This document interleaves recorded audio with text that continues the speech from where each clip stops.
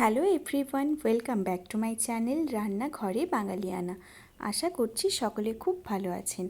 আজকে বানাবো homemade chicken roll খুব সহজেই। তার জন্য ময়দাটাকে আমি লবণ, চিনি আর সামান্য সাদা তেল দিয়ে আধ ঘন্টার জন্য মেখে রেস্টে রেখেছিলাম। সেখান থেকে একটা লই নিয়ে এটাকে রোলের আকারে খুব ভালোভাবে প্রথমে বেলে নিচ্ছি। আপনারা কে কোথার থেকে আমার ভিডিও দেখছেন অবশ্যই কমেন্ট করে জানাবেন। রোলের রুটিটাকে খুব ভালোভাবে প্রথমে আমি বেলে নিয়েছি। এরপর একটা প্রিহিটেড তাওয়ার মধ্যে এটাকে আমি প্রথমে উল্টে পাল্টে সেঁকে নেব। আপনি যদি আমার ভিডিও ফেসবুক থেকে দেখছেন, আপনাকে অনুরোধ করব চ্যানেলটি ফলো করার জন্য।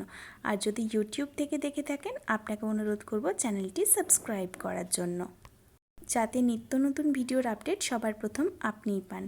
রুটিটাকে প্রথমে এপিট ওপিট খুব ভালোভাবে সেঁকে নিয়ে অল্প অল্প তেল দিয়ে দুপিঠটা খুব ভালোভাবে সেঁকে নিচ্ছি। যদি আপনি এইভাবে একবারও এই রোলটা ট্রাই করেননি, অবশ্যই বাড়িতে কিন্তু ট্রাই করবেন, খেতে কিন্তু দারুণ হয়।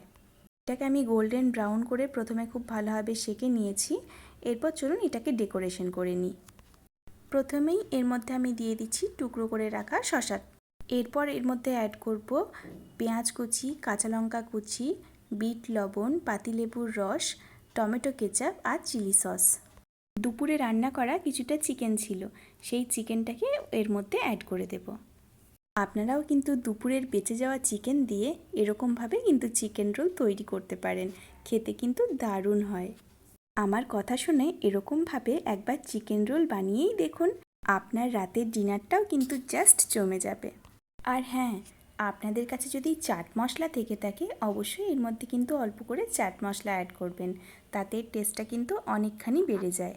সমস্ত উপকরণ এর মধ্যে অ্যাড করা হয়ে গেলে এটাকে আমি রোলের আকারে মুড়ে নেব। বাড়িতে কিন্তু অবশ্যই এইভাবে একবার ট্রাই করবেন। আমার ভিডিও যদি আপনাদের ভালো লাগে, অবশ্যই একটা লাইক করে দেবেন। সকলে খুব ভালো থাকবেন, সাবধানে থাকবেন, সুস্থ থাকবেন। দেখা হচ্ছে নেক্সট ভিডিওতে। আর হ্যাঁ, সাবস্ক্রাইব করতে ভুলবেন না যেন। ভিডিওটি দেখার জন্য আপনাকে অনেক অনেক ধন্যবাদ।